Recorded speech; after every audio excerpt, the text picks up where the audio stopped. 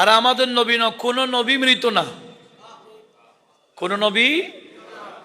নবীগণ মারা যান ঠিক, তবে নবীগণ মারা যান কবরে যাওয়ার আগ পর্যন্ত। কবরে গেলে ইনারা আর মরা থাকেন না, কবরের ভিতরে জিন্দা করে দেয় কে? সেটা আমার আলা হযরত এভাবে বলেছেন, আম্বিয়া কো ভি अजल आनी है, बोले नबीदेरो अजल आसबे, अजल माने मौत। अंबिया को भी अजल आनी है, मगर ऐसी के फकती आनी है। एक तो बोलो ना सुभान। उसी आने के बाद उनकी हयात, उसी आने के बाद उनकी हयात मिसले साबिक वही जिस्मानी है, मिसले साबिक वही जिस्मानी है। एक बड़ा आवाज बोलून मारहाबा। समस्त नबी जे जिंदा, এটা প্রমাণ দিচ্ছে মেরাজ। এটা সমস্ত সৌদি ওয়ারা মানে না। আমি এই পৃষ্ঠাতে, এই কিতাব থেকে আপনাদেরকে শোনাচ্ছি, সেটা হলো খ্রিস্টান এই কিতাবের 21 নম্বর পৃষ্ঠা থেকে। ইনি মেরাজের আলোচনা করেছেন। এগুলো কয় নম্বর পৃষ্ঠা? 21, তাফসীর ইবনে কাসিরের 3য় খণ্ড 21 নম্বর পৃষ্ঠা থেকে আমি আপনাদেরকে শোনাচ্ছি। কি বর্ণনা করেছেন?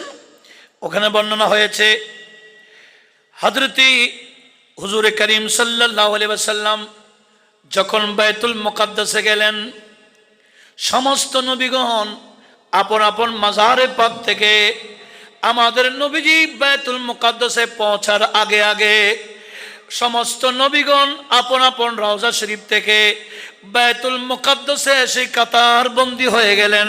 জোরে বলুন সুবহানাল্লাহ।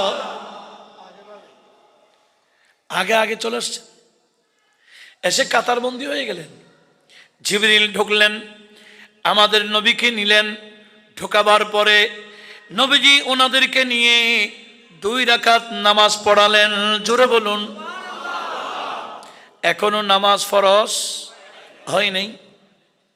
ফরজ হওয়ার আগে শুকরিয়া নামাজ পড়ছেন বাইতুল মুকাদ্দাসে। পড়াবার পরে নবীরা চলে যান নাই।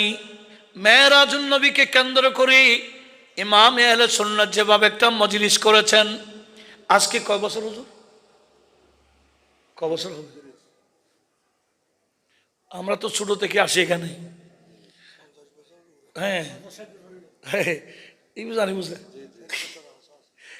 দেখেন ইমামে আহলে সুন্নাত এই যে মেরাজুন নবীকে কেন্দ্র করে যে এই যে আপনাদেরকে নিয়ে বসার ব্যবস্থা করেছেন, এভাবে মেরাজের রাত্রে বসে ওয়াজ শোনা, এটা নবীদের সুন্নাহ।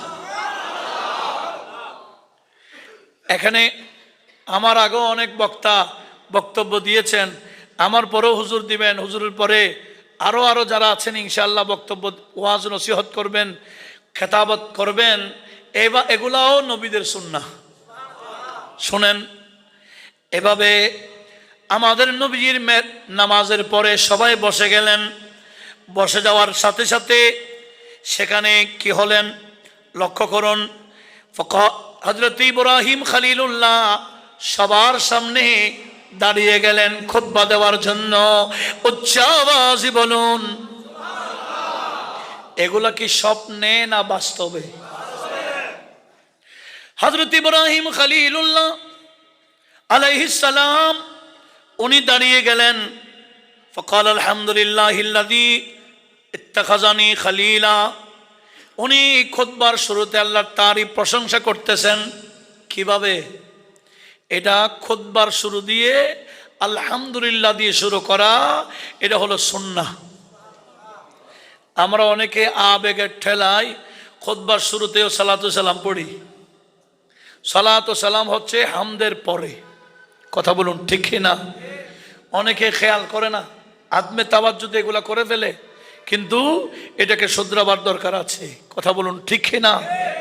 সমস্ত নবীগণ দেখেন বসে আছেন।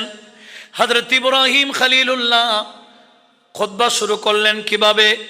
আলহামদুলিল্লাহিল্লাযী ইত্তাখাযানি খলিলা, আমি খোদার তারিফ প্রশংসা করছি যিনি আমাকে খলিল বানিয়েছেন।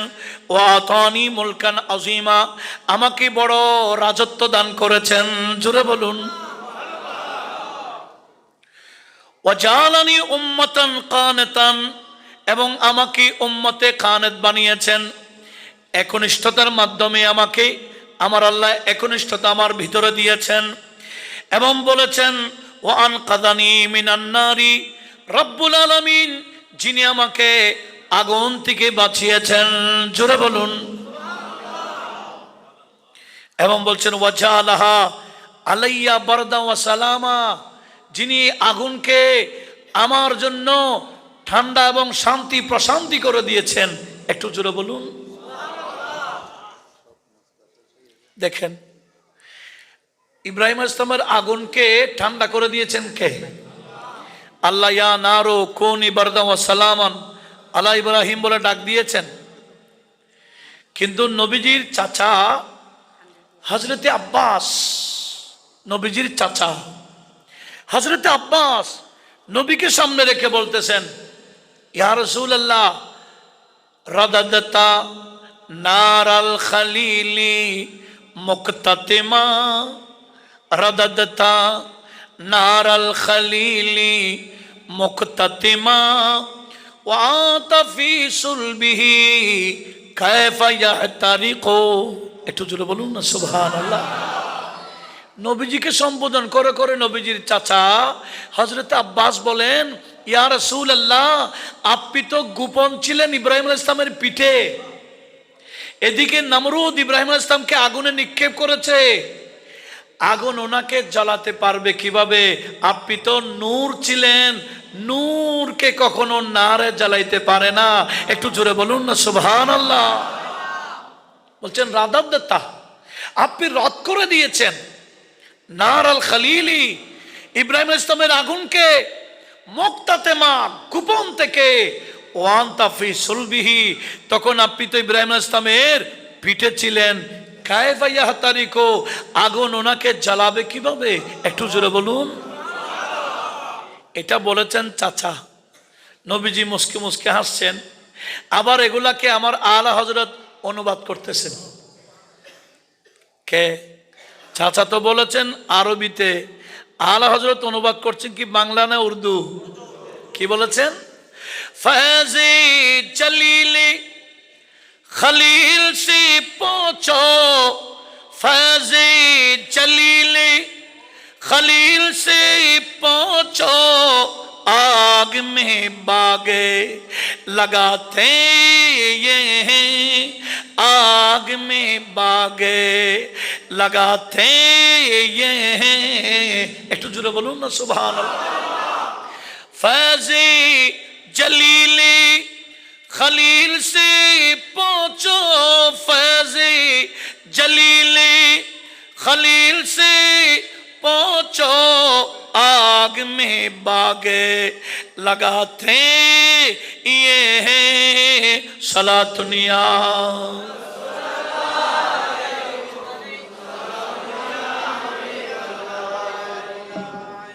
কি বলছিলাম? আমার আল্লাহ যদি বা আগুনকে বলেছেন, ওয়াসিলা ছিল আমাদের নবী। একটু জোরে বলুন। নবীজি ইব্রাহিম আলাইহিস সালামের পিঠে ছিলেন বিদায় আল্লাহ বলে খবরদার এ আগুন, আমার হাবিব তোমার ভিতরে আছে। একজন খলিল আর একজন কে? হাবিব। খলিল মানি যিনি আল্লাহকে রাজি করতে চায় জান কোরবান করে দিয়ে। হাবিব মানি যাকে আমার আল্লাহ নিজে রাজি করেন। এটা আমার আলা হযরত মেরাজের আলোচনা করতে গিয়ে কথাটা বলেছেন। কি বলেছেন?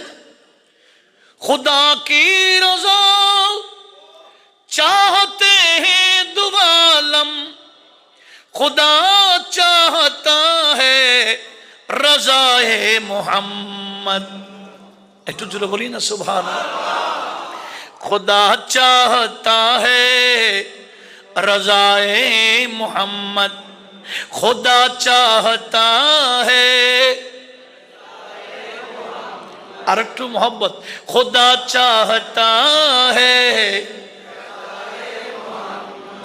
के अर्श हक ज़ेर पाए मोहम्मद, ज़हे इज़्ज़तो एतलाए मोहम्मद, ज़हे इज़्ज़तो एतलाए मोहम्मद, के अर्श हक ज़ेर पाए मोहम्मद। सलातुनिया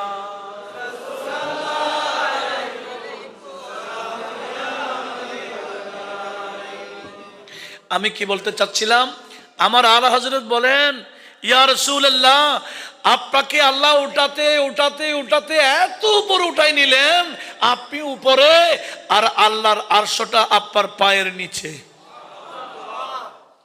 এখন তো কিছু বান্দারা নবীজি আরশে আজমে গেছেন এটাও মানতে চায় না।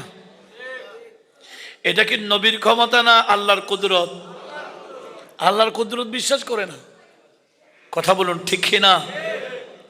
এই যে আল্লাহর সাথে দিদার, এটা কি নিচে হয়েছে না উপরে হয়েছে? কোথায় উপরে? একেবারে সৃষ্টির উপরে, যেখানে আর কোনো উপরে নাই নিচে নাই, যেখানে কোনো সৃষ্টি নাই, যেখানে কোনো মাকান নাই, যেখানে কোনো জামান নাই, যেখানে উত্তর নাই দক্ষিণ না পূর্ব নাই পশ্চিম নাই উপর নাই নিচে নাই, যেটার নাম লামাকান, সেখানে দিদার দিয়েছেন। কথা বলুন ঠিক না? অনেকে বলে না জিবরিলের সাথে মিলেছে, না এটা আছে, জিবরিলের সাথে মেরাজ হয়েছে, এটাও তাফসীরে আছে। তবে ইমাম বুখারী কি বলেছেন এটা শোনার দরকার আছে কিনা? বুখারী শরীফ, মূল বুখারী শরীফের 1120 নং পৃষ্ঠার মধ্যে আছে, ইমামে বুখারী নোট করেছেন, সুম্মাদানা, অতঃপর কাছে আসলেন কে? ইমাম বুখারী বলেন আল জব্বারু রাব্বুল ইজ্জতি। কে কাছে আসছেন? জব্বার কে? আর একটু জোরে বলেন না। ইমাম বুখারী মানে মামুলি হুজুর না, হ্যাঁ? এমনি সব কিছু বুখারী ছাড়া মানে না। মেরাজের আলোচনা করলে বুখারী আর মানে না, ইমাম বুখারীটা মানে না, বলে হাদিস এটা বুখারীতে আছে। ও মা, শুধু রফাইয়া দান করার জন্য হাদিস বুখারীতে তালাশ করো, বুকে হাত বাঁধার জন্য বুখারী বানো, কিন্তু মেরাজের আলোচনা যে ইমাম বুখারী করেছেন এটা কোথায় নিবা? কত নং পৃষ্ঠা বললাম? 1120, মূল বুখারী শরীফ। কি বলেছেন? সুম্মাদানা, অতঃপর কাছে আসলেন কে? আল জব্বারু রাব্বুল ইজ্জতি, কে? ফাতাদাল্লা, অতঃপর আরো কাছে আসলেন। এমন ভাবে বন্ধুর কাছে আমার আল্লাহ কিভাবে আসলেন এটার কাইফিয়ত নেই, এটার বয়ান নাই। আল্লাহ যেভাবে আসেন এভাবে এসেছেন, আল্লাহ কিভাবে আসছেন এটা কেউ দেখাইতে পারবে না, বোঝাইতেও পারবে না, এটার কোনো কাইফিয়ত নাই, এটার কোনো বয়ান নাই। বাস আমার আল্লাহ কুদরতি ভাবে আসলেন, বন্ধু নবীকে দিদার দিলেন। কেমন কাছে? আমার আল্লাহ নিজে বলেন ফাকানা কাবা কাউসাইনি আও আদনা, তীর এবং ধনুক যেভাবে একটা আরেকটার সাথে লাগিয়ে থাকে, মেরাজের রাত্রি বন্ধুকে তার চেয়ে আরো বেশি কাছে স্থানে দিয়েছেন। বন্ধু নবীকে কাছে নিয়ে ফাওহা ইলা আবদিহি মা আওহা, অতঃপর আমার আল্লাহ বন্ধু নবীকে যা ইচ্ছা তা ওহী দান করেছেন। অনেকে বলে জিবরিল কাছে আসছে। আচ্ছা তাহলে ফাওহা ইলা আবদিহি মা আওহার অনুবাদ করেন, অবস্থা কি হবে? তো জিবরিল, আমার নবী কি জিবরিল বান্দা নাকি? কথাটা আল্লাহ বলছেন কাছে নিয়ে গেলেন, অতঃপর বিশেষ বান্দাকে ওহী দান করেছেন। আগের আয়াত পরের আয়াত মিলাইতে হবে না? আগের আয়াত জিবরিল, পরের আয়াত আল্লাহ, এটা হতে পারে? আগের আয়াতে যিনি, পরের আয়াতও তিনি। ফাআওহা, অতঃপর ওহী দান করলেন কি বিআবদিহি, বন্ধু নবীকে, মা আওহা, আমার আল্লাহ যা ওহী দেওয়ার ইচ্ছা করেছেন ওই রাতে বন্ধু নবীকে সব ওহী দান করেছেন। জোরে বলুন কতদিন? এটার কোনো সঠিকভাবে তথ্য কেউ দিতে পারে নাই। অনেকে বছর বলেছেন 27 বছর শুধু কথাই বলেছেন। কয় বছর? 27 বছর লাগাতার। কেন? ওদিকে তো গোটা দুনিয়া অফ, আমার নবী হচ্ছেন রুহুল আকওয়াম, গোটা কায়নাতের রূহ যখন লা মকানে গেছেন গা, এখানে মকানের সব বিষয় অফ হয়ে গেছে, স্টপ হয়ে গেছে। নবীজি যতক্ষণ ফিরে আসেন নাই, কায়নাতের রূহ অফ ছিল, সব কিছু বন্ধ ছিল। নবীজি ফিরে আসার পর আবার সব কিছু জারি হয়েছে। যেমনি ভাবে গড়ির ব্যাটারি নিয়ে ফেললে, গটি কি গড়ি অফ, আবার ব্যাটারি দিলে আবার চালু। আমার নবী হলেন গোটা কায়নাতের ব্যাটারি। যখন গোটা কায়নাত থেকে উপরে চলে গেলেন লা মাকানে, গোটা কায়নাত ব্যাটারি চালা, চলছে না, অফ। কতদিন অফ ছিল? যতদিন বন্ধু নবী ফিরে আসেন নাই। একটু জোরে বলবো না? সেজন্য আমার আলা হযরত বলেন, ওয়াহিলা মক্কা কে মকি হুবে সরে আরশ তখত নশি हुए वो नबी है जिसके है ये मकान, वो खुदा है जिसका मकान नहीं, वो कमाल हुस्ने हुजूर है। একটু জোরে বলুন না মারহাবা। তো নবীজিকে ওই জায়গায় খেয়ে নিয়ে গেছেন আল্লাহ। সেজন্য এগুলা সবাই বুঝবে না, মানবেও না। এগুলা বোঝার জন্য ইমানদার হইতে হবে। সেজন্য মেরাজ বুঝে নেই তারা, শুধুমাত্র ইমান যারা আছে তারা। ইমান না থাকলে মেরাজ নিয়ে সংশয় করে, সন্দেহ করে, উল্টা সিধা কথা বলে, এটা সম্ভব না, এমন তেমন কত কথা বলে। কেন? ইমান নাই বিদায়। কথা বলুন ঠিক কিনা? এরা কাফেরদের সুন্নাতটা পালন করে, আর আমরা সিদ্দিক আকবরের আদর্শ বাস্তবায়ন করি। কথা বলুন ঠিক না?